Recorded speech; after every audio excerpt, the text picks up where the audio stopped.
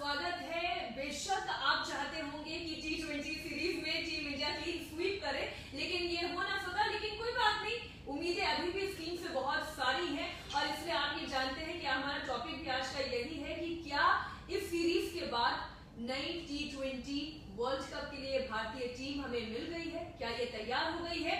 इससे जुड़े हुए अगर आपके जहन में कोई सवाल हो तो इस पूरी चैट के दौरान आप अपने सवालों को भेज सकते हैं। हम कोशिश करेंगे हर सवाल का जवाब आपको मिले और हम अपनी चर्चा की शुरुआत करेंगे। वैभव बोला हमारे साथ हैं, ज्योत्सना पाटनी भी हैं। सबसे पहला सवाल तो वैभव मेरा आपसे यही है कि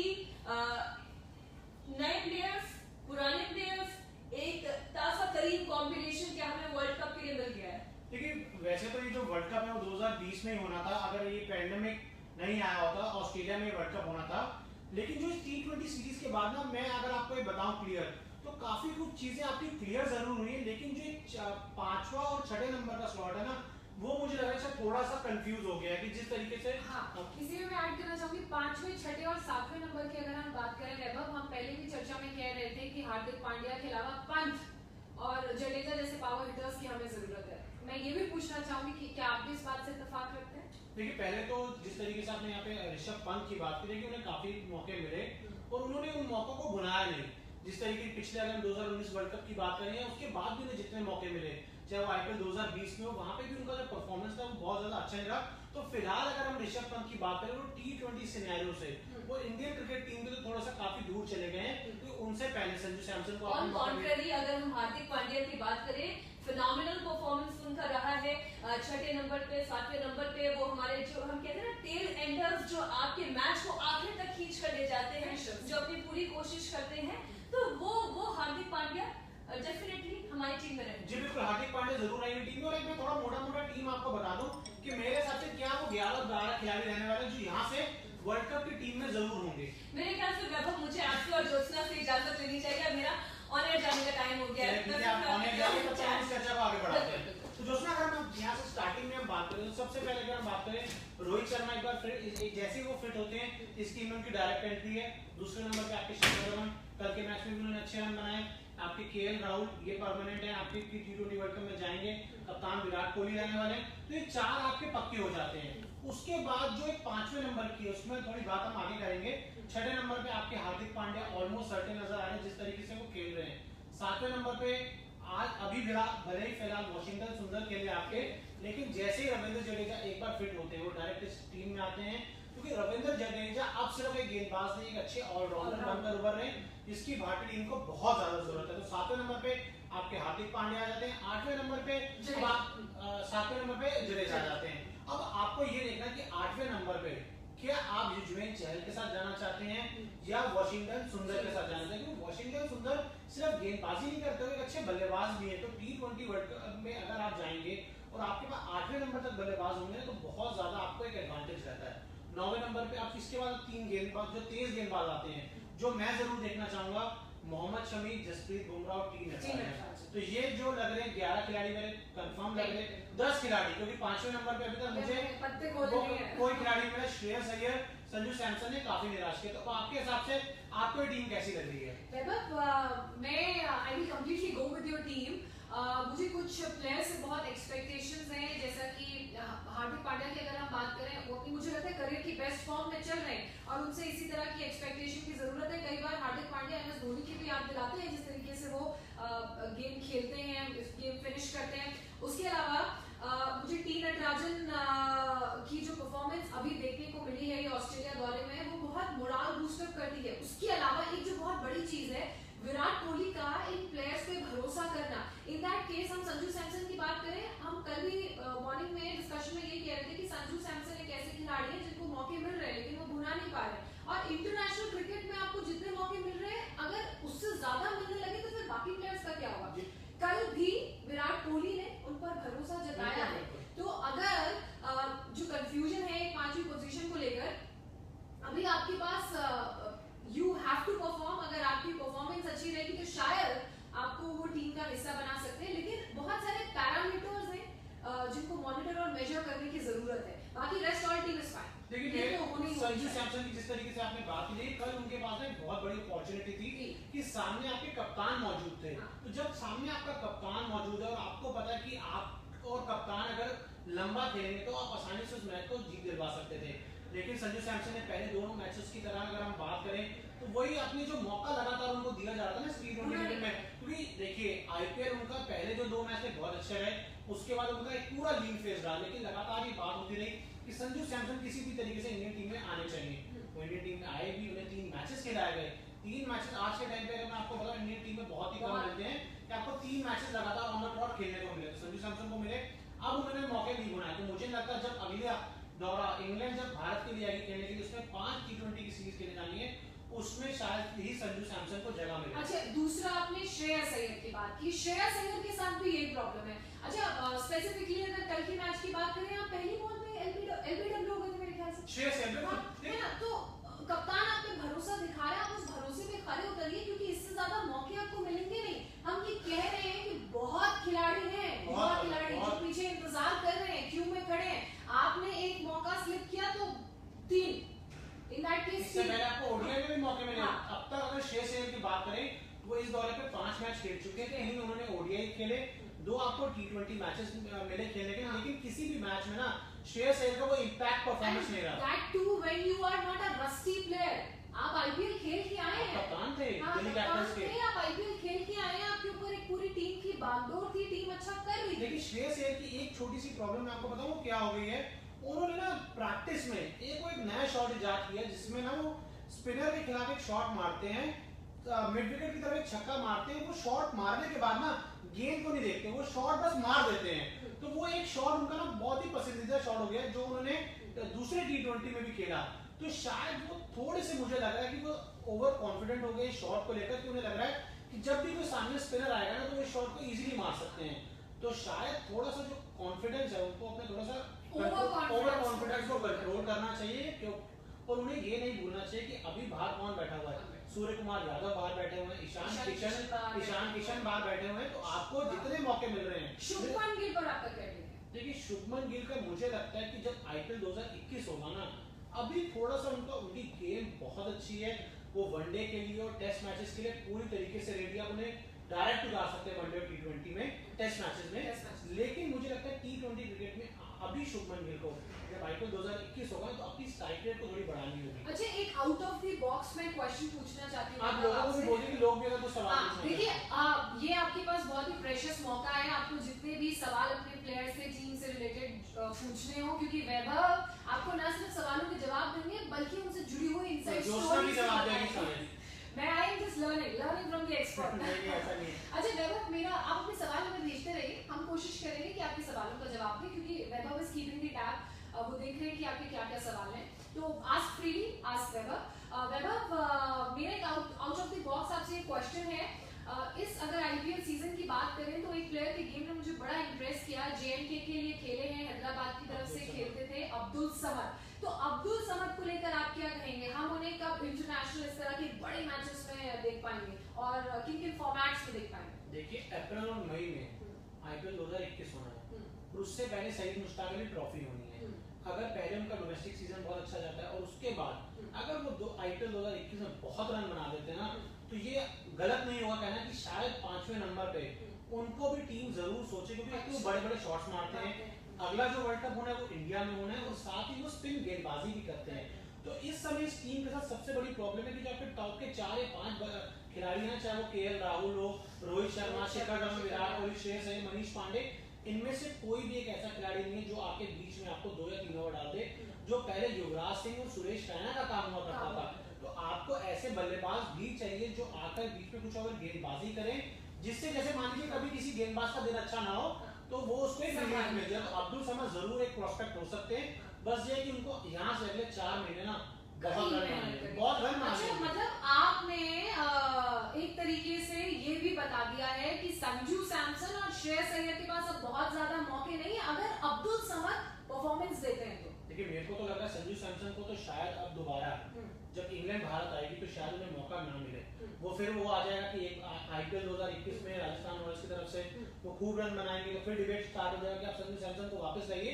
लेकिन देखिए इतना ज्यादा डिबेट अब नहीं होना चाहिए, संजू सैमसन को मौके दे चुके हैं और वो कोई युवा बल्लेबाज है कि यहाँ से जाके आपके 15 साल क्रिकेट खेलने वाले हो, 10 साल क्रिकेट खेलने वाले हो, तो अब जो आपको मौका देना है वो इन खिलाड़ी, देखिए राहुल तेवतिया हम कैसे भूल सकते हैं, बिल्कुल वो एक ऑलराउंडर है, तैयार ऑलराउंडर है कि उनका भी अगर शहीद मुश्ताक अली ट्रॉफी अच्छी जाती है। अच्छा, तेवतिया को अगर हम 5वें नंबर पे खिलाएं, इस बारे में विचार किया जा सकता है, या फिर जो उनकी फिनिशर की कई बार उन्होंने फिनिशर की भूमिका में देखा है? 5वें नंबर पे आपको एक ऐसा ही खिलाड़ी चाहिए जो आके आपको बड़े बड़े शॉट्स मारे, और जब इंपॉर्टेंट मैचेस हो, जब आपका कोई गेंदबाज को बहुत रन पड़ गए हो, तो वो आके बीच में आपको 2 या 3 ओवर करवा के देते हो। और राहुल तेवतिया को हमने देखा है किस तरीके से कुछ ऐसे मैचेस जो राजस्थान रॉयल्स इजीली हार रही थी, जो किंग्स इलेवन पंजाब का आपको मैच याद हो, उसमें राहुल तेवतिया भी बहुत स्ट्रगल कर रहे थे। उसके बाद जब ग्राउंड को नाम ही दे दिया गया था तेवतिया का दुबई का जो ग्राउंड था, शारजा के छोटे ग्राउंड को तेवतिया ग्राउंड कहा जाता अच्छा, है। क्योंकि राहुल तेवतिया का आपने जिक्र किया, एक सवाल राहुल तेवतिया से जुड़ा हुआ मेरा आपके लिए है।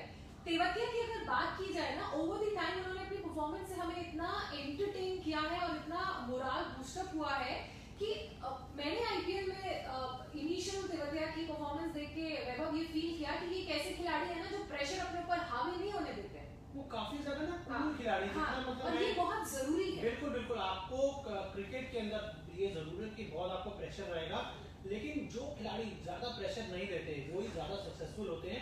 इसका सबसे बड़ा एग्जांपल है महेंद्र सिंह धोनी, उससे पहले उनका सबसे बड़ा एग्जांपल है सचिन तेंदुलकर। उन्होंने भी कभी इतना प्रेशर कभी दिखाया नहीं ग्राउंड पे कि बहुत ज्यादा वो प्रेशर लेते हैं। तो तेवतिया में भी वो एक अच्छी उनकी खासियत है कि बिल्कुल भी वो बहुत ज्यादा प्रेशर नहीं लेते, आते हैं फ्रीली अपना गेम खेलते हैं और आपको टीम को अंत में आसानी से मैच जितवा देते हैं। दोस्तों ये तो सारी बात होगी। अब मैं आपसे थोड़ा सा जानना चाहूंगा, आपने जो T20 सीरीज देखी, नटराजन की हमने बात की, हार्दिक पांड्या की बात की, क्या और भी कुछ ऐसे खिलाड़ी थे जिसने आपको इम्प्रेस किया, या कुछ खिलाड़ी जिनको आपने इस सीरीज में मिस किया हो?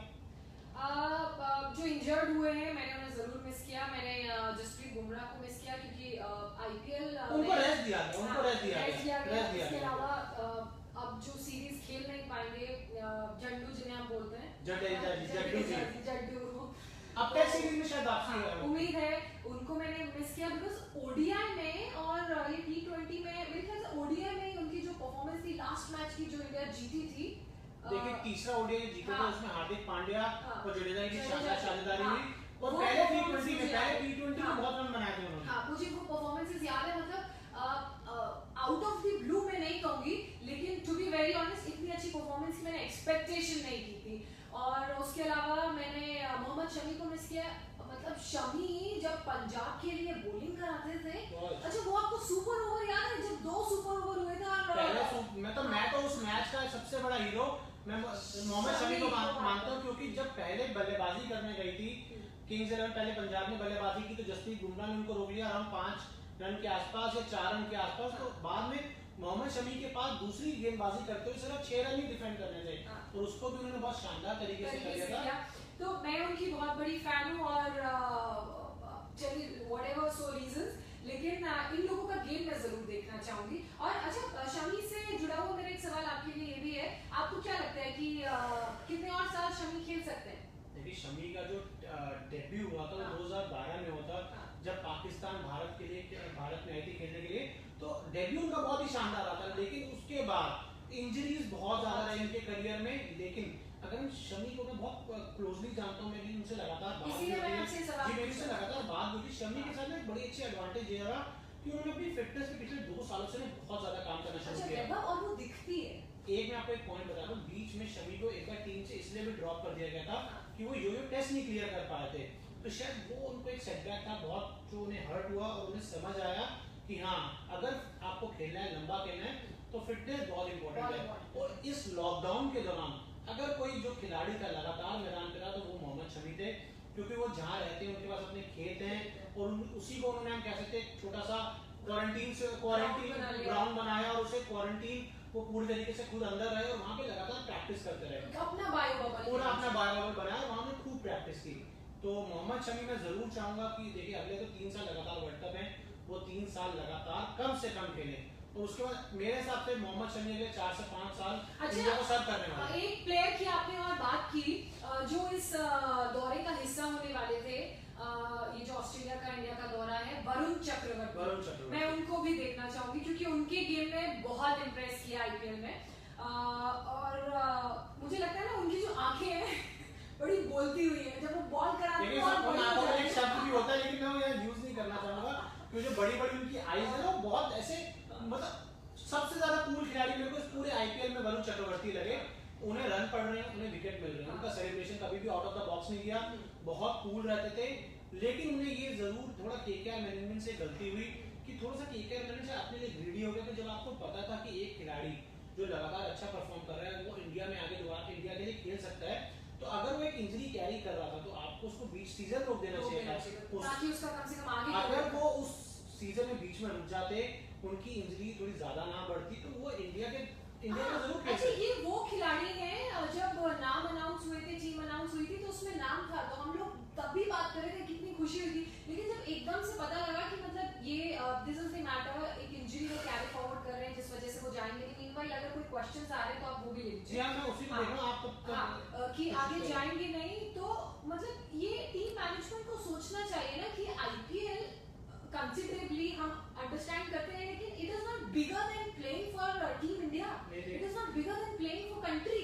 तो इतनी अंडरस्टैंडिंग होनी चाहिए। उम्मीद करते हैं कि आगे फ्रेंचाइजीज इतनी ग्रीडी नहीं होगी। जोशना, फ्रेंचाइजीज का जब भी बात होती है ना, तो हमने ये देखा कि फ्रेंचाइजी ये जरूर चाहती है कि जो खिलाड़ी जो खेल रहा है ना वो सबसे पहले उनके लिए खेले। चाहे वो आपने रिसेंट एग्जांपल देखा रोहित शर्मा का भी, कि रोहित शर्मा भी इंजर्ड थे, लेकिन रोहित शर्मा एंड में जब उन्हें पता था कि प्लेऑफ्स के इंपॉर्टेंट मैच आए, फाइनल आया, रोहित शर्मा उतरे मैदान पर। हालांकि बल्ला उनका कोई खास कमाल किया नहीं, फाइनल को छोड़ गया, मगर वो एक होती ना बड़ी प्लेयर्स की प्रेजेंस ही बड़ी होती है। बिल्कुल नहीं, तो मेरा तो हमेशा से ये मानना रहा है कि आपको सबसे पहले जो प्रायोरिटी है वो आपको अपने देश के लिए देनी चाहिए।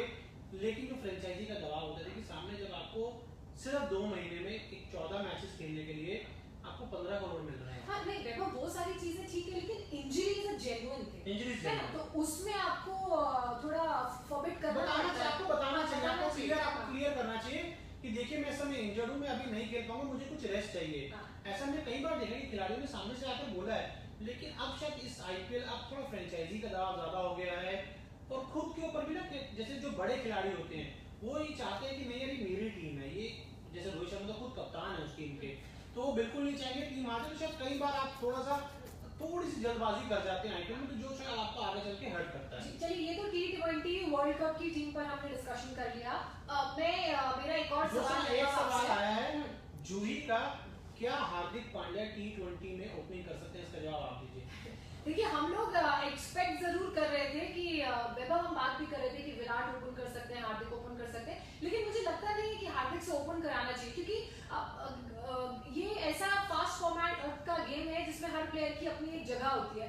अगर मुझे ऐसा लगता है कि आप हार्दिक से ओपन करवा देंगे तो फिर आपके पास अगर खुदा ना खास्ता आउट हो जाते हैं, कुछ ऐसा होता है, तो नीचे आपके पास कोई रह नहीं जाएगा ना गेम संभालने के लिए, तो बड़ा स्ट्रेटेजिकली टीम को ये प्लान करना पड़ता है। एक और सवाल है वैभव भोला का आपके लिए, T20 वर्ल्ड कप में आपके जो ओपनर्स हैं कौन रहने वाले हैं?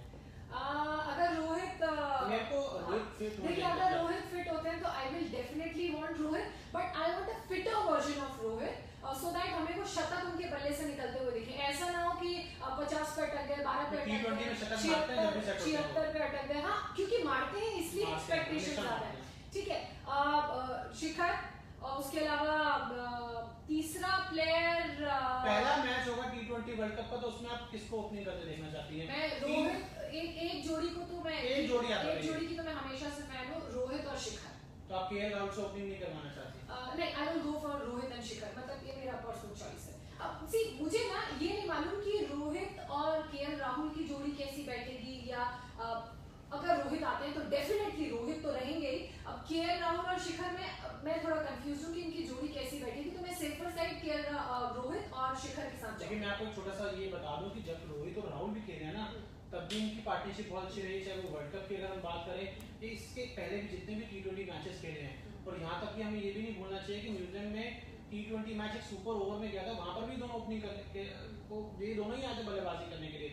शिखर शायद उस दौरे के लिए अवेलेबल नहीं थे, तो इनकी जोड़ी भी बहुत अच्छी है। अगर ऐसा कोई मैच होता है ना, तो वो मैच बहुत कीनली वॉच करूंगी जिसमें रोहित और केएल राहुल ओपन करते हुए नजर आएंगे। जो इस चैट को भी हम वाइड अप करते हैं, और एक अपडेट हम दर्शकों को ये दे दें कि जो अब से कुछ ही देर में या जो अगला चैट करेंगे वो इस मुद्दे पे रहना है कि जो भारत का प्रैक्टिस मैच शुरू होने वाला है 11 दिसंबर से, उसके लिए टीम क्या रहने वाली, क्योंकि अब तक इस दौरे पर विराट कोहली, केएल राहुल, मयंक अग्रवाल, इन्होंने लाल गेंद से बैटिंग नहीं की है। और शायद जो पहला मैच है उसमें आपको सफेद उस पिंक बॉल से आपका टेस्ट मैच होना है। अच्छा। तो पिंक बॉल से जो तैयारी शुरू होगी उस पे कैसे होगी? ऑस्ट्रेलिया। बिल्कुल एडिलेड का जो पहला अच्छा, मैच है वो लेना टेस्ट मैच है। क्योंकि हम लोग टेस्ट मैच की बात करेंगे अगले लाइव में, तो मैं वैभव अगले लाइव में टेस्ट मैच से जुड़े बहुत सारे सवाल आपसे पूछना चाहूंगी। बहरहाल अभी हम अपनी चर्चा को यहीं पर वाइंड अप करते हैं, मगर हम आपसे फिर जुड़ेंगे, फिर मुलाकात करेंगे और बात होगी प्रैक्टिस मैच की। उसके अलावा 17 तारीख से जो टेस्ट मैच इंडिया की टेस्ट सीरीज शुरू हुई है उस पर भी हम बात करेंगे। बहुत शुक्रिया हमारे साथ जुड़ने के लिए।